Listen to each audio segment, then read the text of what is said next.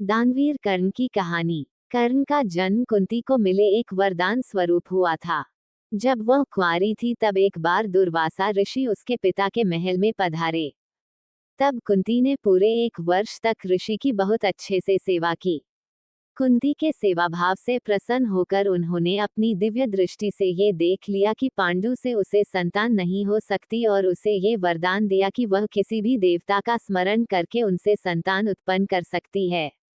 एक दिन उत्सुकतावश कुंवारेपन में ही कुंती ने सूर्य देव का ध्यान किया। इससे सूर्य देव प्रकट हुए और उसे एक पुत्र दिया जो तेज में सूर्य के ही समान था और वह कवच और कुंडल लेकर उत्पन्न हुआ था जो जन्म से ही उसके शरीर से चिपके हुए थे।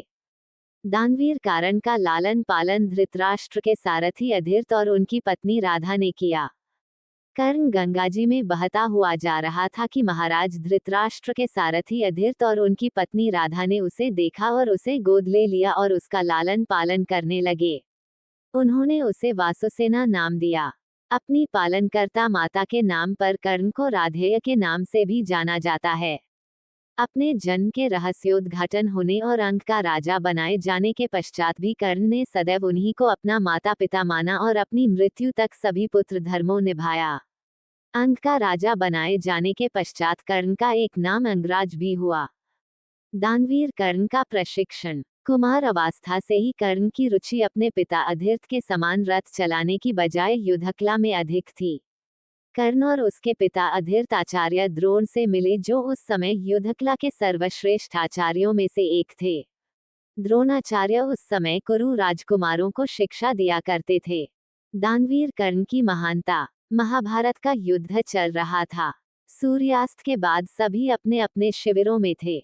उस दिन अर्जुन कर्ण को पराजित कर अहंकार में चूर थे। वह अपनी वीरता की डींगें हाँकते हुए कर्ण का तिरस्कार करने लगे। ये देखकर श्री कृष्ण बोले, पार्थ कर्ण सूर्यपुत्र है। उसके कवच और कुंडल दान में प्राप्त करने के बाद ही तुम विजय पा सके हो, अन्यथा उसे पराजित करना किसी के वश में नहीं था। वीर होने के साथ ही वह दानवीर भी हैं। कर्ण की दानवीरता की बात सुनकर अर्जुन तर्क देकर उसकी उपेक्षा करने लगा। श्री कृष्ण अर्जुन की मनोदशा समझ गए। वे शांत स्वर में बोले, पार्थ कर्ण रणक्षेत्र में घायल पड़ा है। तुम चाहो तो उसकी दानवीरता की परीक्षा ले सकते हो। अर्जुन ने श्री कृष्ण की बात मान ली। दोनों ब्राह्मण के रूप में उसके पास पहुंचे। घायल होने के बाद भी कर्ण ने ब्राह्मणों को प्रणाम किया और वहां आने का उद्देश्य पूछा। श्री कृष्ण बोले, राजन आपकी जय हो। हम यहाँ भिक्षा लेने आए हैं। कृपया हमारी इच्छा पूर्ण करें।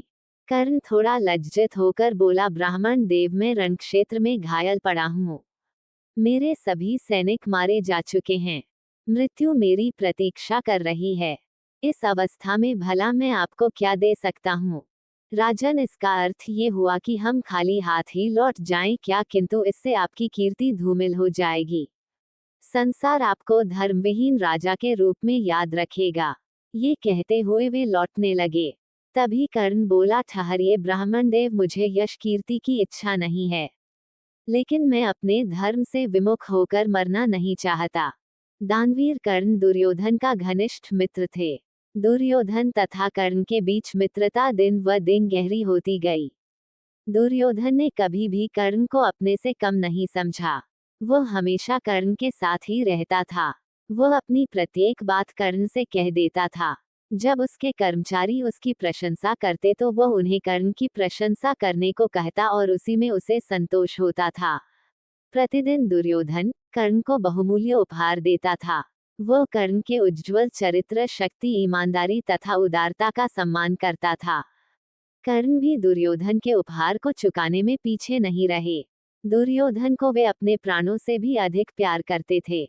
उसकी खातिर कर्ण अपने प्राण तक न्यौछावर कर सकते थे। जब दूसरों ने सारथी का पुत्र कहकर कर्ण का अपमान किया तब सिर्फ दुर्योधन ने ही उन्हें अपने बराबर सम्मान प्रदान किया था।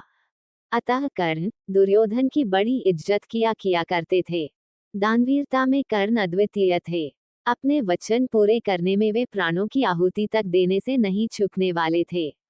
प्रतिदिन सैकड़ों निर्धन व्यक्ति सहायता की आशा में कर्ण के पास आते थे। कर्ण उन्हें वस्त्र या धन प्रदान करते थे। इसी गुण के कारण कर्ण दानशूर कहलाए। कौरव पांडव चचेरे भाई थे। राज्य के लिए उनमें हमेशा विवाद होता रहता था। जब कभी भी दोनों के बीच झगड़ा होता कर्ण कौरवों में सबसे बड़े दुर्योधन का पक्ष लेते थे। वे हमेशा ये कहा करते कि दुर्योधन के लिए मैं युद्ध करूंगा। क्यों कर्ण को आज भी इज्जत की नजर से देखा जाता। कोई भी कृष्ण के कर्ण को मारने का सही जवाब नहीं दे सकता, लेकिन जो अधर्म के रास्ते पर चलेगा उसका सर्वनाश निश्चित है। कर्ण गलत नहीं था, सिर्फ उन्होंने गलत लोगों का साथ दिया था। यही वजह है कि उनकी मौत के बाद भी दुनिया भर में उनको इज्जत से याद किया जाता है। महाभारत की कथा में कई महान चरित्रों का जिक्र है। उन्हीं में से एक थे दानवीर कर्ण। श्री कृष्ण हमेशा कर्ण की दानवीरता की प्रशंसा करते थे। वहीं अर्जुन और युधिष्ठिर भी दान पुण्य करते रहते थे, लेकिन श्री कृष्ण कभी उनकी प्रशंसा नहीं करते थे। एक दिन अर्जुन ने श्री कृष्ण से इसका कारण पूछा। श्री कृष्ण बोले, समय आने पर वह ये साबित कर देंगे कि सबसे बड़ा दानवीर सूर्यपुत्र कर्ण है।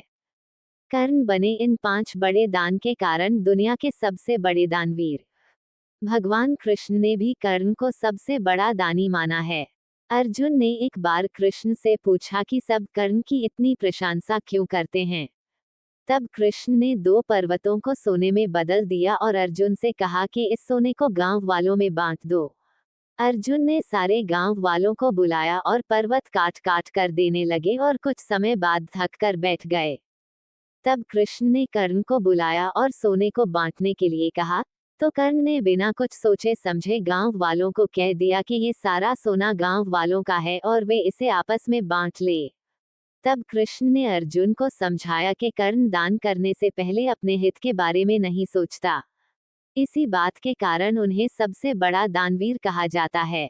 दानवीर कर्ण के 5 दान। 1 कवच और कुंडल का दान। भगवान कृष्ण ये भली भांति जानते थे कि जब तक कर्ण के पास उसका कवच और कुंडल है, तब तक उसे कोई नहीं मार सकता। ऐसे में अर्जुन की सुरक्षा की कोई गारंटी नहीं। उधर देवराज इंद्र भी चिंतित थे, क्योंकि अर्जुन उनका पुत्र था। भगवान कृष्ण और देवराज इंद्र दोनों जानते थे कि जब तक कर्ण के पास पैदाइशी कवच और कुंडल हैं, वो युद्ध में अजेय रहेगा। दोनों ने मिलकर योजना बनाई और इंद्र एक विप्र के वेश में कर्ण के पास पहुंच गए और उनसे दान मांगने लगे। कर्ण ने कहा, मांगो। विप्र बने इंद्र ने कहा, नहीं, पहले आपको वचन देना होगा कि मैं जो मांगूंगा आप वो दे देंगे। कर्ण ने तैश में आकर जल हाथ में लेकर कहा, हम प्रण करते हैं विप्रवर, अब तुरंत मांगिए। तब क्षद्म इंद्र ने कहा, राजन, आपके शरीर के कवच और कुंडल हमें दान स्वरूप चाहिए। एक पल के लिए सन्नाटा छा गया।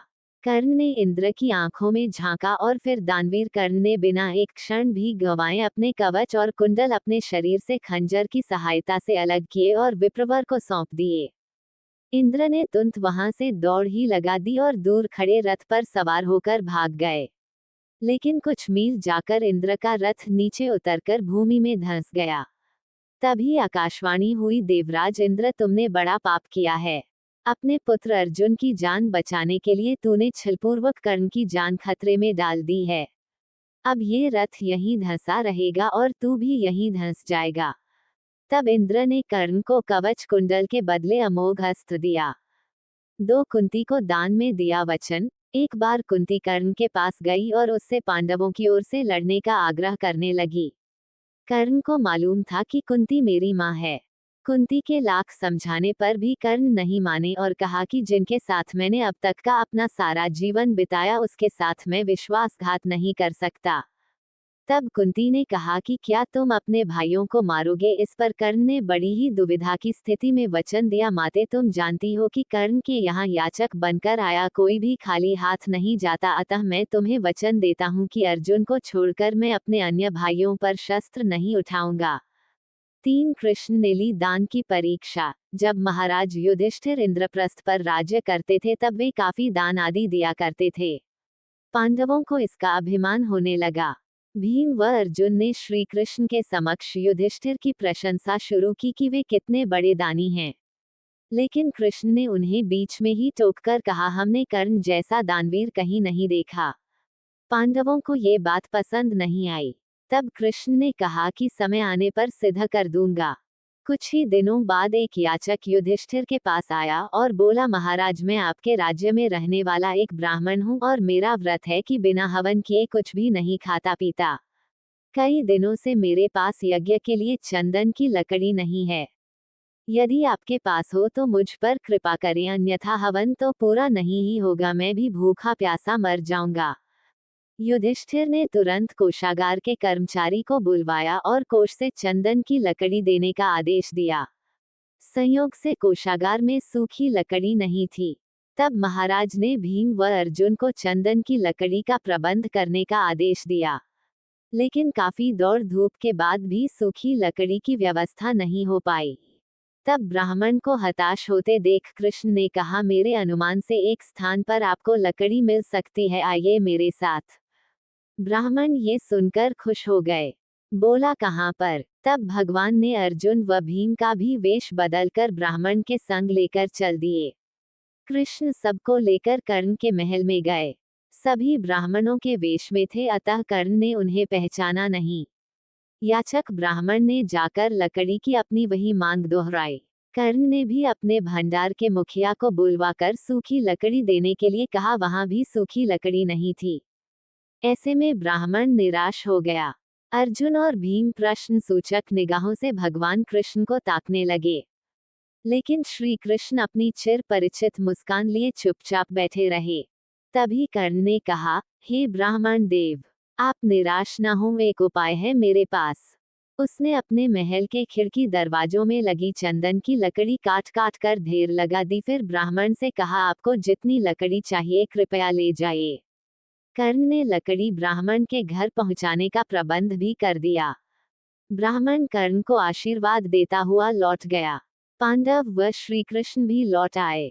वापस आकर भगवान ने कहा, साधारण अवस्था में दान देना कोई विशेषता नहीं है। असाधारण परिस्थिति में किसी के लिए अपने सर्वस्व को त्याग देने का ही नाम दान है। अन्यथा ही युधिष्ठिर, चंदन की लकड़ी के खिड़की द्वार तो आपके महल में भी थे। 4 यौवन दान दे दिया। किंवदंती है कि एक बार कर्ण ने अपना यौवन ही दान दे दिया था। कथा अनुसार एक बार की बात है, दुर्योधन के महल पर भगवान नारायण स्वयं विप्र के वेश में पधारे और दुर्योधन के भिक्षा मांगने लगे। दुर्योधन के द्वार पर आकर एक विप्र ने अलख जगाई, नारायण हरि भिक्षा देहि। दुर्योधन ने स्वर्ण आदि देकर विप्र का सम्मान करना चाहा तो विप्र ने कहा, राजन, मुझे ये सब नहीं चाहिए। दुर्योधन ने आश्चर्य से पूछा, तो फिर महाराज कैसे पधारे? विप्र ने कहा, मैं अपनी वृद्धावस्था से दुखी हूँ।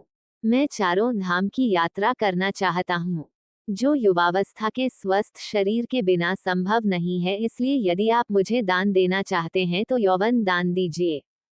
दुर्योधन बोला, भगवन, मेरे यौवन पर मेरी सहधर्मिणी का अधिकार है। आज्ञा हो तो उनसे पूछाऊं क्या? विप्र ने सिर हिला दिया। दुर्योधन अंतःपुर में गया और मुंह लटकाए लौट आया। विप्र ने दुर्योधन के उत्तर की प्रतीक्षा नहीं की। वह स्वत समझ गए और वहां से चलते बने। उन्होंने सोचा, अब महादानी कर्ण के पास चला जाए। कर्ण के द्वार पहुंचकर विप्र ने अलख जगाई, भिक्षा देही। कर्ण तुरंत राजद्वार पर उपस्थित हुआ। विप्रवर, मैं आपका क्या अभीष्ट करूं?